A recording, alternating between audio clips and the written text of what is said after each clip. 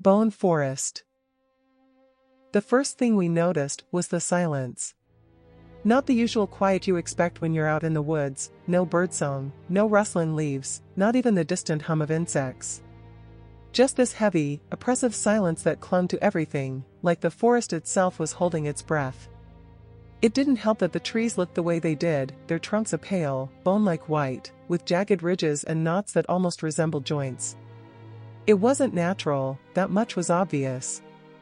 But when Dylan found the trail on some obscure hiking forum, none of the reviews mentioned anything strange, just a hidden gem for those who loved adventure. It started as a joke, really. The Bone Forest, Mandy called it, snapping photos of the eerie trees with her phone. She was always the one trying to make things lighter, even when her jokes felt forced. Dylan, as usual, took the lead with his trusty map and compass, acting like we were scaling Everest instead of trudging through a forest in the middle of nowhere. Luis carried the gear, grumbling about how he got stuck with all the heavy stuff, while Dylan strutted ahead with his lightweight pack. And me? I was the reluctant tag-along, more interested in surviving the weekend than proving anything to anyone. By late afternoon, we reached a clearing that seemed like the perfect spot to set up camp. The trees encircled us like sentinels, their twisted forms casting long, skeletal shadows as the sun dipped lower. I tried not to stare at them too much, but it was hard to ignore how they seemed off. Like their bark wasn't just textured but veined, almost as if something pulsed beneath the surface. Luis noticed it too, muttering something about how the trees looked like they were made of cartilage. Mandy told him to quit freaking everyone out, but her laugh was shaky. That first night, we built a fire and tried to keep things normal, roasting marshmallows, swapping ghost stories, the usual campfire cliches. But the silence swallowed everything. Our voices didn't carry, and the crackle of the fire felt muted. Even the stars above seemed dimmer, their light struggling to pierce the thick canopy of bone-white branches. It wasn't until we lay down to sleep that the real unease set in. I woke up sometime in the middle of the night to a sound that I can only describe as crunching. Like someone snapping dry twigs, but slower and wetter, if that makes sense. I sat up, heart pounding, and scanned the clearing. The fire had burned down to embers, casting faint, flickering light on the surrounding trees. They looked closer somehow, their gnarled limbs reaching inward like skeletal fingers. I told myself it was my imagination, that the sounds were just animals or the wind, but deep down, I knew better. There was no wind. There hadn't been since we'd arrived. I tried to convince myself to go back to sleep, but I couldn't shake the feeling that we were being watched. Not by animals, but by the forest itself. When morning finally came, Dylan was already up, poking at the embers with a stick and acting like nothing was wrong. Mandy was scrolling through her phone, complaining that she couldn't get a signal. Luis looked like he hadn't slept at all, his face pale and drawn. "Did you hear that last night?" he asked me, his voice low. I nodded, not wanting to say too much in front of the others. We decided to keep moving, hoping the trail would eventually loop back toward civilization. But the deeper we went, the stranger things became. The trees grew closer together, their branches intertwining overhead in a way that felt suffocating. The ground beneath our feet wasn't just dirt anymore, it was soft, almost spongy, like we were walking on something alive. And the crunching sound, it didn't stop. It followed us, distant at first, but steadily growing louder, like whatever was making it was matching our pace. Mandy tried to lighten the mood again, cracking jokes about how we'd stumbled into the set of some horror movie, but her laugh was even more forced than before. Dylan stayed focused on the trail, his jaw clenched and his usual bravado noticeably absent. Luis, on the other hand, was jumpy, spinning around at every sound, his eyes darting to the shadows. By the time we stopped to set up camp again, the tension was unbearable. No one wanted to admit it, but we were all thinking the same thing: something wasn't right with this forest. It wasn't just the trees or the silence or the way the air felt heavier with each passing hour. It was something deeper, something we couldn't see but could feel, pressing down on us like an invisible weight. That night, the crunching was louder. Closer. And this time, it wasn't just me who heard it. Dylan was the first to say something, though he kept his voice low, almost a whisper. "Did anyone else hear that?" His words broke the fragile silence, and the rest of us exchanged uneasy glances. Mandy tried to brush it off, but her hands trembled as she tightened the straps on her sleeping bag. Luis didn't even bother pretending he was okay. "It's not just the trees," he said, his voice barely above a croak. "There's something out there." I wanted to tell him he was being paranoid, that we'd all been spooked by the creepy atmosphere and our imaginations were running wild. But I couldn't. The crunching wasn't just a sound anymore, it had rhythm. Deliberate, uneven steps. Too slow for an animal. Too heavy for the wind. It circled the camp, never venturing into the firelight but always just at the edge of our hearing. We huddled closer to the fire, even as the embers started to fade. Dylan insisted we keep it burning, throwing what little wood we'd managed to gather onto the flames. But the forest wasn't exactly generous with kindling. The trees didn't drop branches like normal ones, and the bark was too smooth, or too slick, to peel away. Luis was the first to snap. "Screw this," he said, standing up and grabbing his flashlight. "I'm not sitting here waiting for whatever that is to make its move. I'm going to check it out." "Don't be stupid," Dylan snapped, but Luis ignored him, stomping off into the darkness before anyone could stop him. The beam of his flashlight cut through the shadows, casting eerie shapes onto the trees. For a moment, the crunching stopped, and I thought maybe he'd scared off whatever was out there. But then the sound returned, louder this time. Closer. Luis froze, his light trembling as it flicked from tree to tree. "It's nothing," he said, his voice shaking. "Just the damn trees. They're making noise or something." But even as he said it, we all knew it wasn't true. The sound wasn't coming from the trees. It was coming from the ground. Before any of us could react, Luis screamed a raw, guttural sound that sent chills down my spine. His flashlight fell, spinning wildly as it hit the ground, and for a brief moment, its beam illuminated something. Something pale and jointed, like the skeletal branch of a tree, but moving. Reaching. We bolted. All of us. Dylan grabbed Mandy, dragging her along as she screamed for Luis. I snatched the flashlight, barely daring to glance back at the clearing.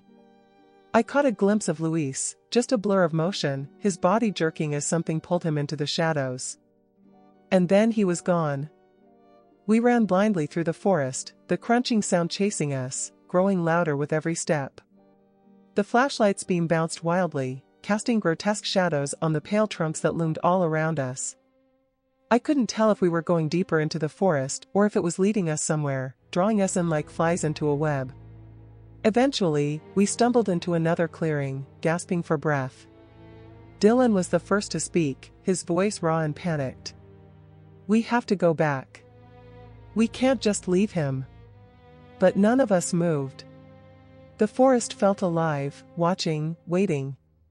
Going back felt like walking straight into its jaws. Mandy was sobbing, clutching at Dylan's arm. "He's gone," she choked out. "You saw what happened. There's nothing we can do." Her words hung in the air, heavy and final. Dylan didn't respond. He just stared into the darkness, his jaw clenched, his hands trembling. For the first time since we'd started this trip, he looked lost. Helpless. The crunching had stopped, but the silence that followed was worse. It was thick and suffocating, pressing down on us like a tangible force. I could feel my heart pounding in my chest, each beat echoing in my ears like a drum. And then, in the distance, we heard it. A faint, muffled sound. A voice. Luis's voice. He was calling for help. Mandy's head snapped up, her eyes wide with hope. "He's alive," she cried, starting toward the sound. But Dylan grabbed her arm, holding her back. "Wait," he said, his voice low and urgent. "Listen." We fell silent, straining to hear. The voice was faint, but it was there, repeating the same word over and over, "Help." It didn't sound right. The tone was flat, mechanical, like a recording being played on a loop. And it wasn't coming closer. It stayed in one spot, just out of reach, like it was baiting us. Mandy hesitated, her hope flickering like a dying ember. "What if it's him?" she whispered. Dylan shook his head. "It's not," he said firmly. "Whatever that is, it's not Luis." We didn't argue. We didn't need to. Deep down, we all knew he was right. The forest was toying with us, drawing us deeper into its grip. But we had no choice. We couldn't stay in one place, not with whatever had taken Luis still out there. So we kept moving, our nerves frayed, our bodies exhausted. The voice followed us, growing fainter as we put more distance between us and the clearing. But the forest itself seemed to shift, the trees twisting and leaning closer, their skeletal limbs reaching for us like grasping hands. The ground beneath our feet felt unstable, like it could give way at any moment. I kept waiting for the crunching to return, but the silence was almost worse. It was as if the forest was holding back, watching, waiting for the right moment to strike. And as the night stretched on, I couldn't shake the feeling that we were being herded, guided towards something we couldn't see but could feel in our bones. Something that was waiting for us, just beyond the next bend. The flashlight's beam flickered, threatening to die, but Dylan smacked it just in time to keep it alive. It was our only tether to sanity, a thin thread holding back the crushing blackness that pressed in on every side. Mandy was stumbling, her sobs reduced to shallow, panicked breaths. I could feel the weight of the forest bearing down on us, like it was alive and hungry, and we were trespassers it wanted to consume. The voice, Luis's voice, kept drifting toward us, faint and fragmented, as though carried by an invisible wind. "Help," it repeated, again and again, the same flat, soulless cadence that sent chills crawling down my spine. Each time we thought it was fading, it would return, a little closer, a little sharper, until it felt like it was whispering directly into our ears. "I swear it's not him," Dylan muttered under his breath, his voice trembling in a way I'd never heard before. He had always been the steady one, the rock of our group, but now his confidence was cracking, and that scared me more than anything. "It's just, this place. It's messing with us." Mandy wasn't listening. She jerked her arm out of Dylan's grip and spun toward the sound, her face pale and streaked with tears. "What if it is him?" she whispered, desperation dripping from every word. "We can't just leave him.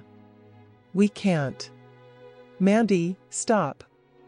Dylan hissed, lunging to grab her, but she had already bolted into the darkness, her silhouette swallowed by the pale trees. "Mandy, no!" I shouted, my voice echoing eerily through the forest. Dylan and I didn't hesitate, we took off after her, the flashlight bouncing wildly in his hand. Every shadow looked like it was reaching for us, and the trees seemed to close in, their skeletal branches clawing at our clothes and hair. The sound of Mandy's footsteps was frantic, erratic, but always just ahead, leading us deeper into the unknown.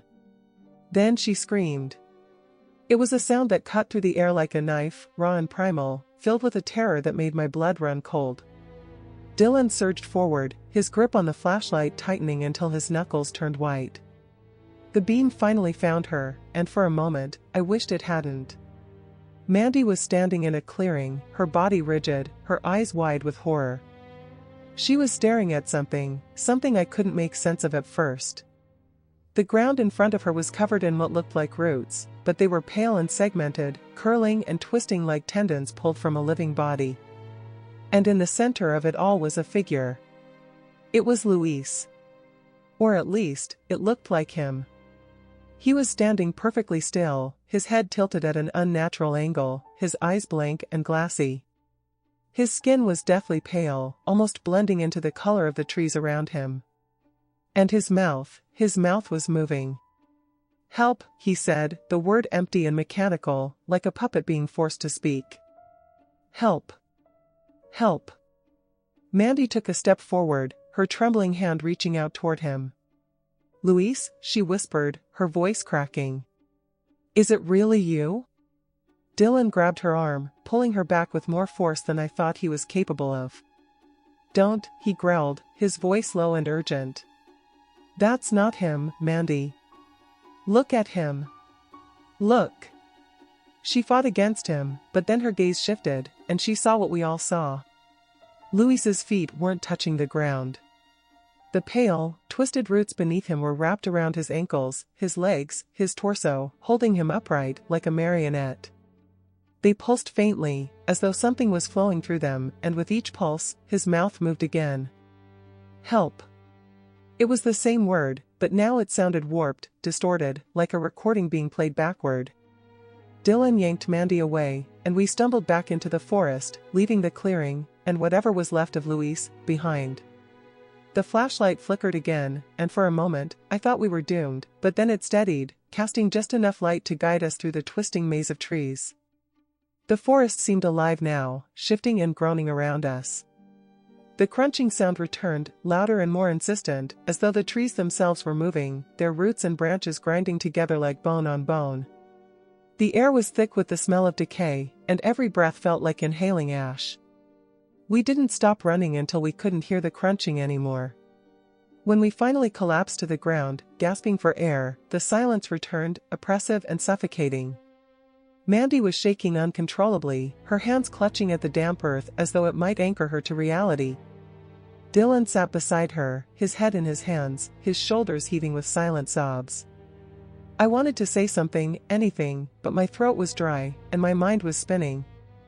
All I could think about was Luis, how he had looked, how he had sounded, how the forest had taken him and turned him into whatever that was. And then I realized something. The voice, the one that had been following us, calling for help, it hadn't been Luis's voice after all. It had been something else. Something older. Something that had been waiting in this forest long before we arrived. As I sat there, trying to process what we'd just seen, I heard it again. Faint, distant, but unmistakable. A voice, calling out from the shadows. This time, it was Mandy's voice. Dylan and I froze, staring at each other as Mandy's voice drifted toward us from the darkness. She was right there with us, crumpled on the ground, trembling like a leaf.